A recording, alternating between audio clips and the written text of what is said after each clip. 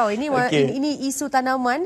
Jadi ada Mardi di sini. Mungkin ini yang boleh kita sama-sama kongsikan seketika, paparan berkenaan dengan pembangunan dan penyelidikan biji benih oleh Mardi. Saksikan. Tahukah anda, benih sayuran yang dijual di pasar raya tempatan sebenarnya telah melalui proses pengujian biji benih sehingga lulus ujian dan akhirnya dipasarkan? Bukan seperti ujian peperiksaan persekolahan, tetapi ujian ini bagi menentusahkan kualiti biji benih yang akan dipasarkan memenuhi piawaian kebangsaan dan antarabangsa. Program pengeluaran biji benih dan penentusahkan kualiti ini sebenarnya telah dijalankan oleh Mardi. Mardi kini mempunyai makmal kawalan kualiti biji benih yang telah beroperasi mulai tahun 2008 bagi menentukan tahap kualiti biji benih. Kami sedang berusaha ke arah mendapatkan akreditasi ISTA bagi memastikan kualiti biji benih diiktiraf di peringkat antarabangsa. Buat masa ini, makmal ini adalah satu-satunya ahli kepada ISTA di Malaysia.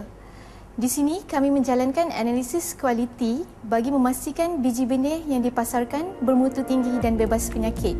Makmal kawalan kualiti biji benih juga menjalankan aktiviti pengujian biji benih dan penyelidikan berkaitan sains dan teknologi biji benih sejajar dengan misi Pusat Bank Gen dan biji benih Mardi yang berfungsi mengeluar dan memasarkan biji benih dan bahan tanaman asas yang berkualiti daripada pelbagai hasil penyelidikan Mardi yang diiktiraf oleh Kementerian Industri Asas Tani bagi keperluan industri pertanian negara.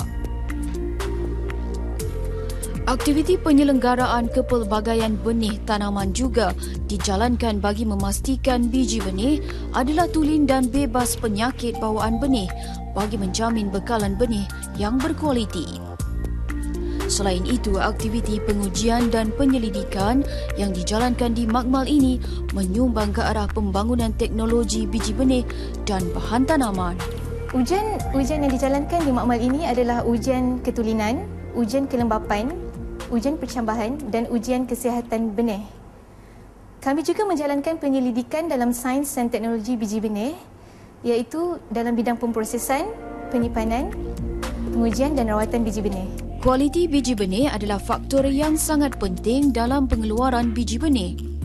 Terdapat beberapa aspek yang boleh menentukan nilai dan kualiti biji benih, iaitu peratus percambahan, ketulinan fizikal, kandungan kelembapan dan penyakit bawaan benih.